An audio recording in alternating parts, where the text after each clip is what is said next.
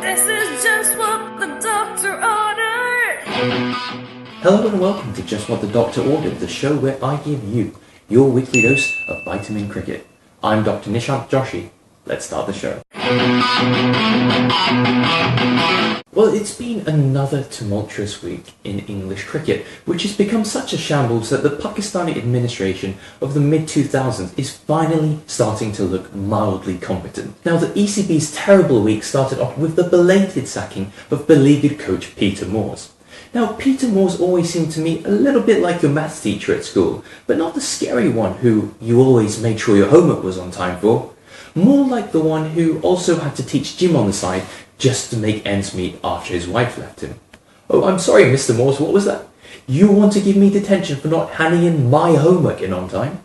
Well, I'm sorry, sir, but your wife lost respect for you, and so have I. But I don't blame Peter Moores at all for being sacked. It's not his fault that he reapplied for the very same job he was sacked from just a few years before.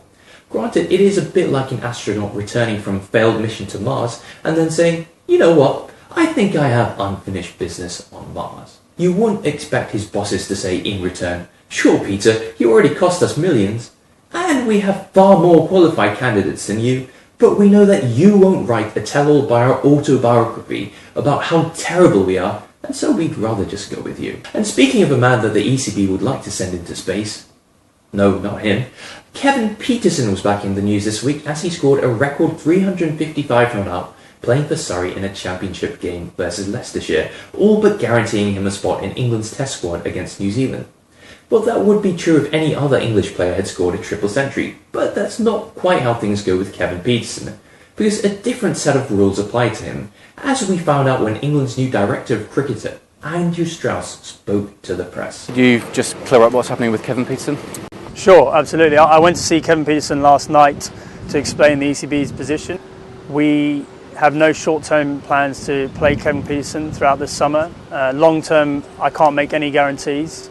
Ultimately, there's been a lot of talk about Kevin Pietersen. It's time to be really honest. And the honest answer about this situation is that Kevin Pietersen's a great cricketer. He's proved that time and time again. His record stands up to any other game. I don't think anyone has any doubts about his playing capabilities. We saw that yesterday in the way he played for Surrey.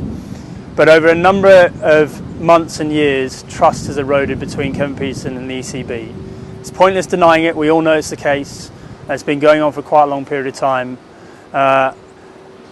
For that reason, he can't play in the team short term, and in the longer term, we've got to look at, are there any ways of regaining that trust? I don't know if there's any solution to it. We're going to have a look at that. So Andrew Strauss spoke about a great deal of mistrust. He talked about needing to build bridges after years of hurt. Now, the most damning indictment of the way the ECB has handled all of this is that when Kevin Pietersen had scored his triple century, he was called to a meeting with Andrew Strauss and ECB's new chief executive, Tom Harrison, that very same evening. Pietersen was then told that he wasn't part of England's short-term plans, but they wanted him to act as an ODI advisor. It's like your girlfriend dumping you and then asking you which other guys she should be dating. Let's face it, the ECB just don't like Kevin Pietersen, so they want to stick it to him. They want to dangle him by a thread, and they want to make him suffer for his past wrongdoings, of which there are plenty. Now, there's a time and a place for making a man feel terrible about himself in front of other people.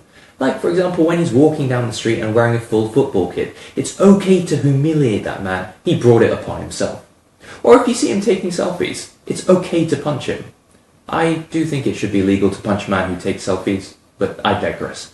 If we as paying fans, or even as fans who watch illegally over grainy streams on the internet, if we are to take anything from the past week, it's that the ECB have a vendetta against Kevin Pietersen. The vendetta is vengeful, it is bitter, and it is born out of ego, pride and spite.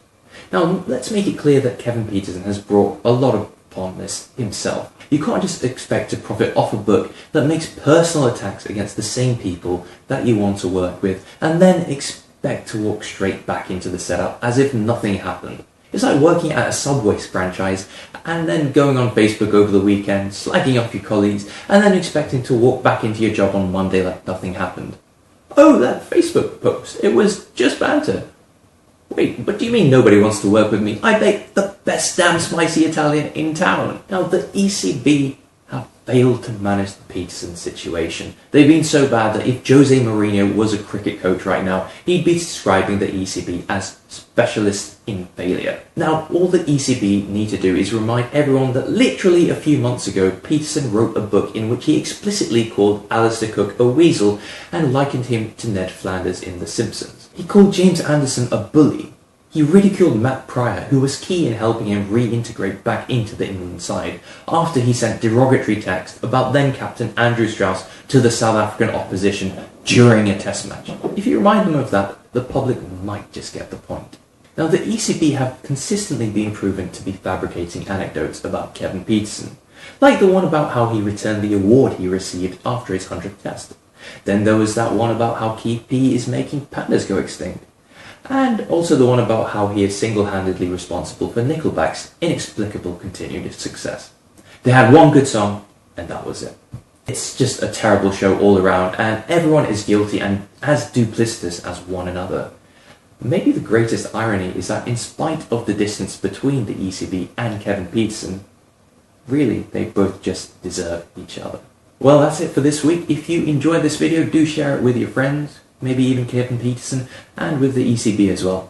I'm sure they could each learn something from this. This is just what the doctor ordered.